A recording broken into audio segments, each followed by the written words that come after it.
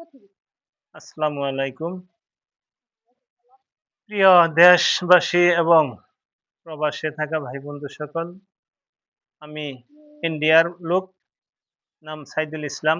তো আলহামদুলিল্লাহ, আপনাদের মাধ্যমে আমি দোয়ার আশীর্বাদে প্রার্থী, দোয়া রাখবেন আমার জন্য। আর আমিও আপনাদের সকলের জন্য দোয়া রাখি। আমি ইউটিউবে একটি চ্যানেল খুলেছি।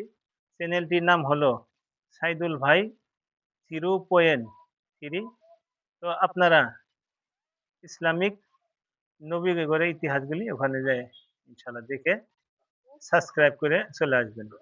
তো তাবুত বা আচার্য সন্দুকের কথা আপনাদের সম্মুখে যে এখন আমি আলোচনা করব, ওই আলাপ আলোচনার নাম থাকবে তাবুত বা আচার্য সন্দুকের কথা।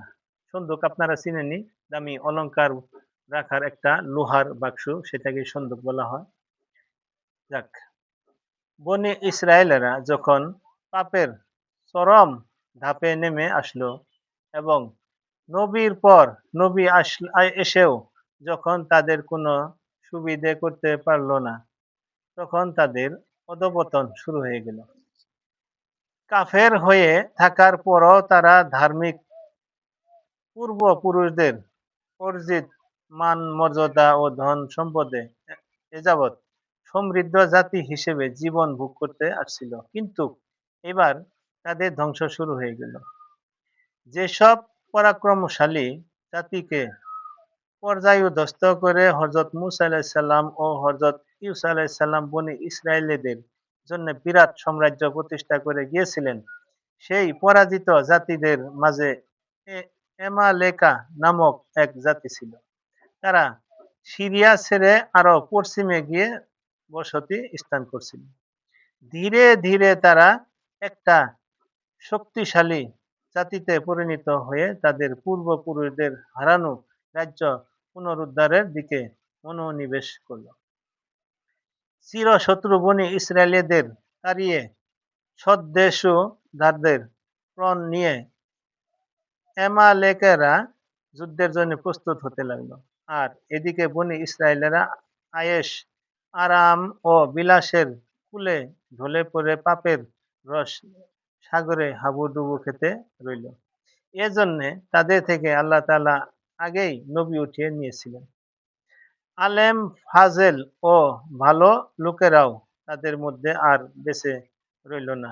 ফলে বনী ইসরায়েলেরা একটা অতীত বনী ইসরায়েলেরা একটা অধ্যপতিত জাতিতে পরিণত হয়েছিল।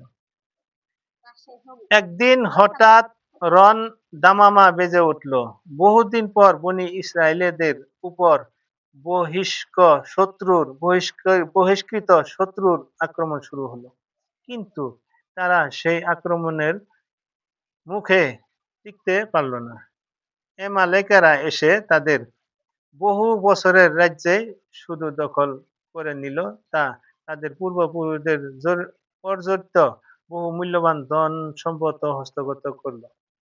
তদের মধ্যে তদেন্তে ততে মধ্যে সর্বপ্রধান সম্পত্তির নাম ছিল তাবুত সকিনা। উহা ছিল লোহার তৈরি একটি সিন্দুক, তাতে খুব শক্ত একটা তালা লাগানো ছিল।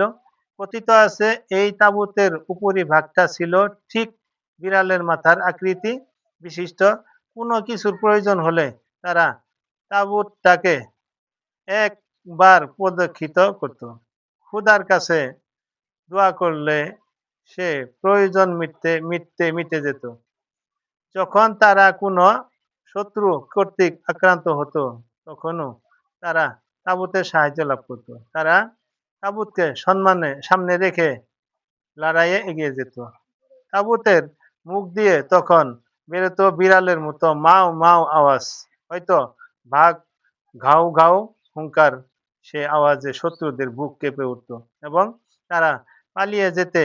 তাবুতের ভিতর কি সব জিনিস ছিল, আল্লাহ তাআলা কুরআন শরীফে তার কিছু ইঙ্গিত দিয়েছে।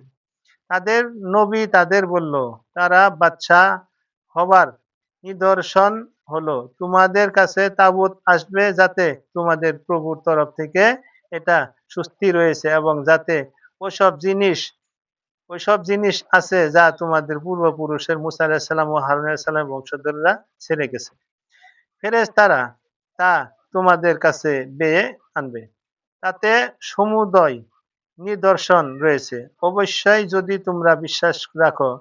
কথিত আছে এক তাবুত বা সিন্দুকের ভিতর হযরত মুসা আলাইহিস সালামের সেই আসা বা লাঠি, হযরত হারুন আলাইহিস সালামের পাগড়ি, কিছু তিয়ার ময়দানে আসমান থেকে ফলার আসা ফলার তওরাত কিতাবের কিছু ভাঙ্গা ফলক যা হযরত মুসা আলাইহিস সালাম ভেঙে ফেলেছিলেন এসব ছিল। কসুল আম্বিয়া ও তাওরীত এমনকি তাফসীরেও এ সিন্ধুকের কথা উল্লেখ আছে যে উহা বনী ইসরায়েলীদের মধ্যে পুরুষানুক্রমে চলে আসছিল। তাতে হযরত মুসা আলাইহিস সালাম ও হারুন আলাইহিস সালামের তবু রোকাদি ছিল। তারা যুদ্ধের সম্মুখীন হলে সিন্ধুকটি নেতার আগে রেখে চলত। তারা যখন শত্রুর উপর হামলা করত তখন উহাকে এগিয়ে রাখা হতো। তাতে আল্লাহ তাআলা প্রদত্ত বরকতে তারা যুদ্ধে জয়লাভ করত। যাই হোক, বনী ইসরায়েলেরা যখন পরাজিত হলো এবং তাদের থেকে সেন্দুক সেন্দুক ছিনিয়ে নেওয়া হলো তখন বিজয়ীরা উহা তাদের রাজনীতিতে নিয়ে যাবার পর থেকেই তারা যখন খাল কেটে কুমির আনলো আর কি, সেই থেকে তাদের দেশে শুরু হয়ে গেল কলেরা, বসন্ত ইত্যাদি মহামারী, যাতে তাদের দেশ উচ্ছন্ন হয়ে গেল। তারপর যখন তালুত রাজ্য হলো তখন এক রাতে সিন্ধুকটি নিজে নিজে তার বাড়িতে এসে পৌঁছল। কিন্তু সেসব পরের কথা। ইতিমধ্যে বনী ইসরায়েলেরা বড় দুঃখে দিন কাটাতে লাগলো। তাদের মধ্যে একজন অতিশয় গরিব লোক ছিল। তার দুটি স্ত্রী ছিল। তাদের একজনের একটি ছেলে হলো, বাকি জনের কোনো ছেলেপিলে হলো না। পূর্ববর্তী তখন তারা সন্তানটিকে বলল, ছেলের আশা ছাড়ো, একটা মেয়ের মুখও তো দেখি না। তারপর সতীন বলল, সবাই খোদার মর্জি, তিনি কাউকে না চাইলেও দেন আর কাউকে চাইলেও দেন না, নইলে আমি তার দরবারে এই ব্যাপারে অনেক দিনের প্রার্থী আছি। অথচ তিনি তোমাকেই ছেলে দিয়েছেন এবং আমাকে অবশ্য দিবেন।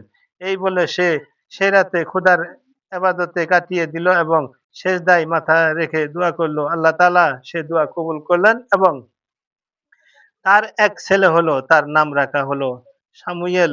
তিনি বড় হয়ে ৪০ বছর বয়সে পেগম্বরি লাভ করেন। তো আমার এই তাবুতের কাহিনী শেষ হয়ে গেল। আলহামদুলিল্লাহ, এরপর দিয়ে আপনি শুনতে পারবেন হযরত শামুয়েল আলাইহিস সালামের কাহিনী। তো আপনারা এই পর্যন্ত সকলেই ভালো থাকুন।